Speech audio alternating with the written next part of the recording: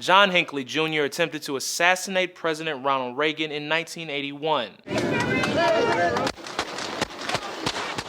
You can't see him in this photo taken right after because he's covered by Secret Service agents. And this is his FBI mugshot, taken in 1981, about a year before a jury found him not guilty by reason of insanity. For the last 30 years or so, Hinckley has passed time in this DC area psychiatric hospital with unsupervised visits to his mother in Virginia a dozen times a year. But now his treatment team at St. Elizabeth's Hospital says Hinckley has recovered enough to live at home with his mom full time, as in basically a free man, though likely with Secret Service and local police monitoring, as well as a few other restrictions. I don't much care if he gets to visit his mother and go to movies and things like that, but the idea of leaving a guy who did what he did and who has the psychological profile that he has unsupervised in society strikes me as monumentally unwise. And that was the voice of the former president's son, Ron Reagan, in 2011, when the possibility of Hinckley living at home was first seriously discussed. Well, he has had a pattern of being deceptive. And his sister, Patty Reagan Davis, recently told NPR Hinckley is still a danger.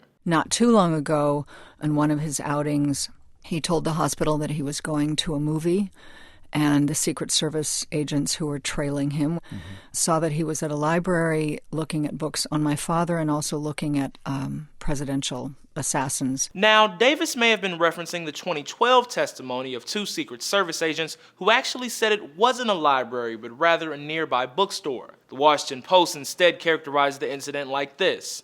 Hinckley appeared to examine a shelf in the American history stacks that included a book that examines the 1981 assassination attempt. Those Secret Service agents never saw Hinckley pick up or look through the book. Still, the point Davis was making is that she believes Hinckley shouldn't be granted convalescent leave, though it wouldn't be too far from where he is now. A judge's order allows him to spend 17 days every month at his mom's house, so he's already spending more time outside the hospital than inside. Hinckley attempted the assassination more than 30 years ago, he says, in an effort to impress actress Jodie Foster, who he called repeatedly when they were both students at Yale University.